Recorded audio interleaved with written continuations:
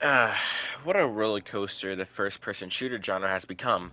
From the rise of very popular franchises such as Call of Duty, Halo, Counter Strike, etc., to the unfortunate downfall to these same franchises, the genre has really come far since their start, and has gone through many evolutions and de evolutions.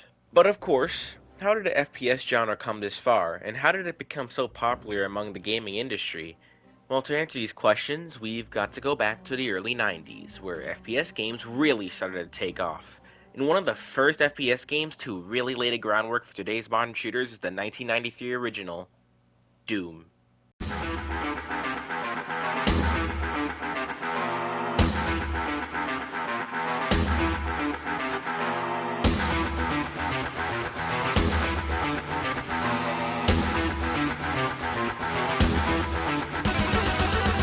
Doom was developed by a small dev studio dubbed ID Software, who also did things such as reviving the Wolfenstein franchise and later down the line also made another FPS franchise named Quake.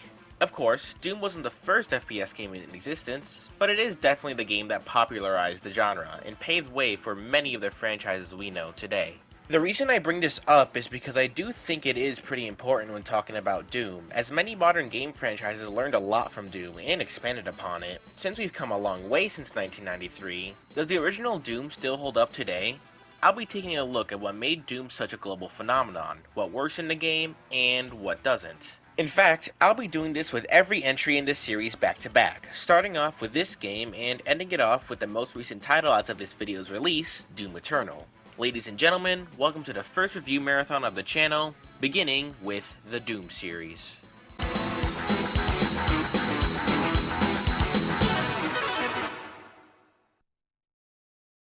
Now, Doom doesn't really have that much of a story. It follows a relatively simple plot and theme, but doesn't really give you any context unless you read about it online. It pretty much just revolves around you, Doom Guy, mowing down the demons of hell as you travel through the facilities, and even hell itself, using a large arsenal of weapons at your disposal. The game is separated into 3 different episodes, and although there is text at the end of each one giving some further context on your next goal, that's really as far as the plot goes.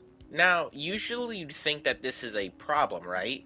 But it isn't, at all. I don't think you need a compelling story for a game's narrative to work. All Doom cares about is letting you kill those wretched hordes from hell. And this fact becomes known when the second you choose your difficulty, you're just thrown straight into the game. And it still works, because the game doesn't set up anything to begin with. Nowadays, I feel like a lot of games strive a bit too hard to either have a good narrative or be very cinematic, which isn't bad at all, honestly. It's great when actually executed right. But Doom and the rest of the series clearly shows that you don't need any of those elements to craft an enjoyable game.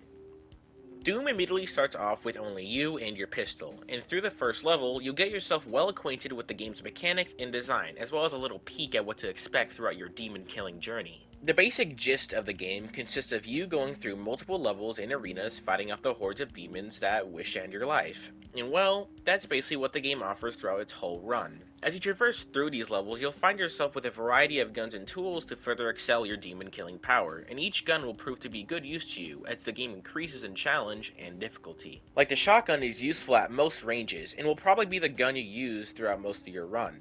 You also have stuff like the chain gun, the rocket launcher, the chainsaw, the plasma rifle, and last but most certainly not least, the BFG 9000. Now, you have a lot to work with at your disposal, but like I said, you start off with just a pistol and have to scavenge and explore these levels for these guns and their respective ammo type. I love this type of style of gameplay, as it really gives you the incentive to look around and scavenge for ammo and supplies, since you can use up your ammo pretty quickly if you aren't mindful of it. But there is also other pickups, such as health pickups, armor and super armor that increases your defense and can really change how well you do in combat, and power-ups that consist of invisibility, which decreases the accuracy of enemy projectiles, invulnerability, which, well, makes you invulnerable, and Berserk, which allows you to turn most demons into a bloody pile in 1 or 2 punches. The power-ups and armor work so well because they only really serve to give you an edge into combat and make you a much stronger threat to the demons you'll be killing throughout the game. They are also placed pretty sparingly, and really encourage you to explore your surroundings to find all sorts of hidden goodies to aid you. And honestly, this is probably my favorite part of Doom. It isn't the gun combat or the demon slaying,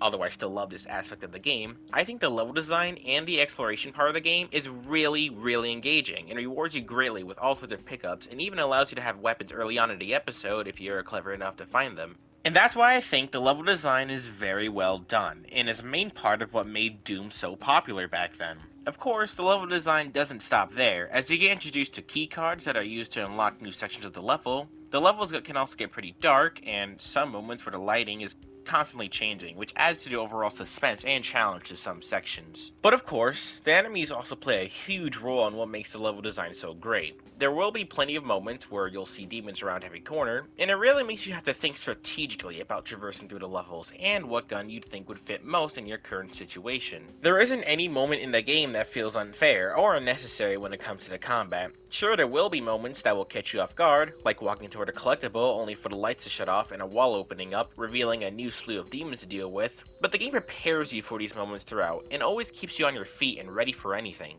It's a simple, yet fun combat loop, and adds so much to the overall design of the game.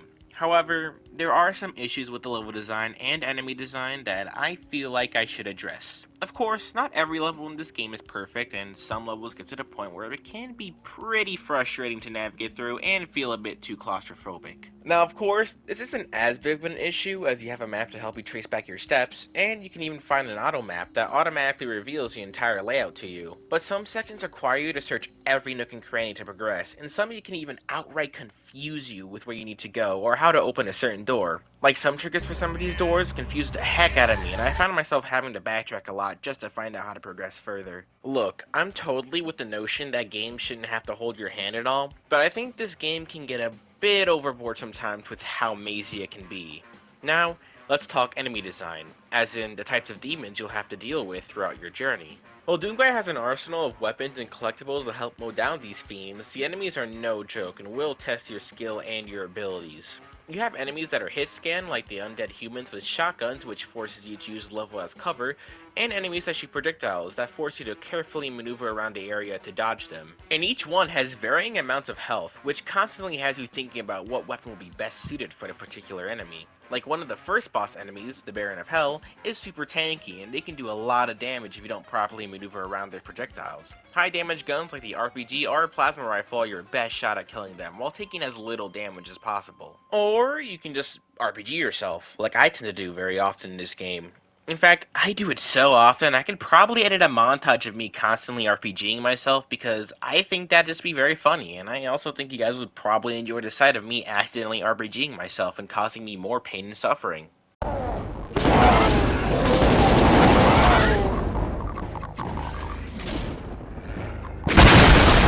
Anyway, soldier enemies can easily be picked off with the chain gun, and if things get really on edge, just pull out the BFG 9000 and absolutely decimate those demons and send them back to hell. Well, you are already in hell for the majority of the game, so, hell too. While playing, you are constantly switching between all your guns to kill all of the various types of different enemies, which I think plays a major role in why Doom's gameplay loop just works extremely well. The game constantly keeps you on edge, you're constantly thinking about certain situations, what guns to use, all while finding your way through the labyrinth of levels you're placed in during the game. It is relatively simple, but at the time, a lot of people had not seen this concept done in a 3D space, so it became quite an addictive gameplay loop, and is a core reason why Doom became such a global phenomenon in the 90s. Now, one thing I want to talk about real quick is the three main episodes and the overall difficulty you experience throughout the game. The reason why this game was split into three episodes is because of marketing. When Doom first came out, the first episode was released for free, while the other two you'd have to pay for if you wanted more Doom. Nowadays, you can just buy the full game with all three episodes attached, but because of this decision, you have to start every episode with just a pistol, regardless of how well you stacked yourself in the last episode.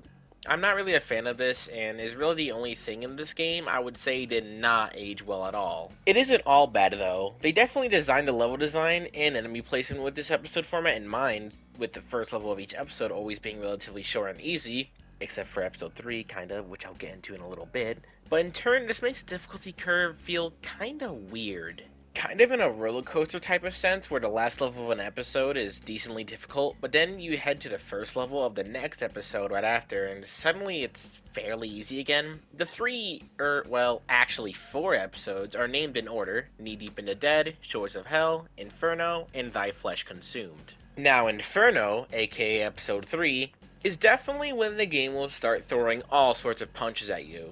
In the beginning, you're going to be running out of ammo very quickly due to the lack of ammo drops and guns around, meaning you have to carefully consider every bullet disposable of by your guns and make sure those shots actually do count. Then, halfway through the episode, when you finally get a decent footing, the levels will start to get pretty large with a hefty amount of traversing and puzzle solving you'll need to do. I don't entirely hate the idea of this, in fact, as the last episode that is expected, but this is where the level design starts to get a bit tedious, and you're bound to at least get stuck on what to do next in at least one of these levels.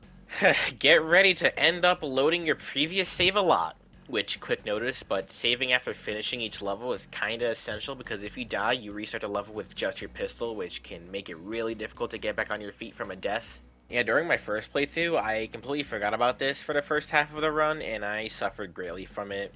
The main game consists of 3 episodes, but if you were actually listening earlier, I named and listed 4 episodes. That's because there is an official bonus episode called Thy Flesh Consumed. Originally, this was implemented with a re-release of the game called Ultimate Doom back in 1995. This episode is more for experienced Doom players, as it is extremely challenging and will not be afraid to make your life much worse. I'm personally not a fan of these levels, and that's because I think the difficulty really doesn't match up with the rest of the game well. What I mean is that I don't really think they thought these levels through, and in general, they are just poorly designed in a lot of areas, and I commonly forget what made the first 3 levels such a fun experience while also giving it a decent challenge. I wouldn't recommend going through these levels right away after completing the game. I did, and I regret it a lot, to be honest. I recommend playing on Hurt Me Plenty if it's your first time playing, which I basically consider the normal mode. However, do not touch Nightmare mode. No, seriously. Really, just don't bother. The game will quite literally tell you that it's unfair when you try and play on Nightmare. Anyway, despite the weird difficulty curves and episode format, the game is a decent and fun challenge throughout. Doom's soundtrack is one of my favorite soundtracks stemming back to the 90s era of games. Composed by Bobby Prince, Doom has a great mix of metal-based action-packed tunes while also having a good share of slower and atmospheric tracks that will just leave you bobbing your head while you go on a demon-killing massacre. These tracks are perfectly paced throughout the game, giving it a very unique and rich atmosphere. Every track is very distinct and sticks in your head during your adventure across hell and back. For the more metal-based tracks, we have the absolute classic that is At Doom's Gate.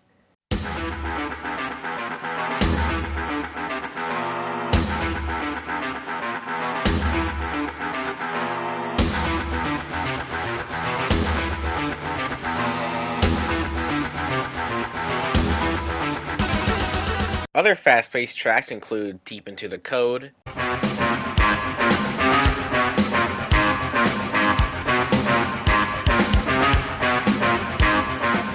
and even more metal rocking tracks as well. These are very good examples of the fast-paced combat you'll be experiencing, and these tracks accompany those moments very well, adding a lot more to the gameplay as one might expect. These tracks are only really placed in levels that really grasp this type of energy, heightening the overall experience and just being great songs to listen to. For the slower tracks, we have songs like Dark Halls,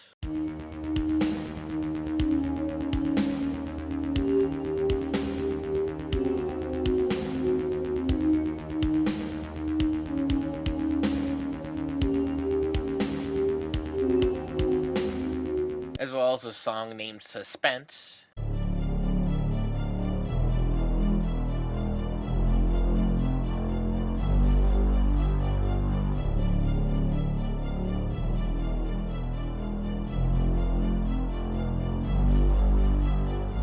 And They're Going to Get You. And no, that's not a threat to anything. That's just the name of the song.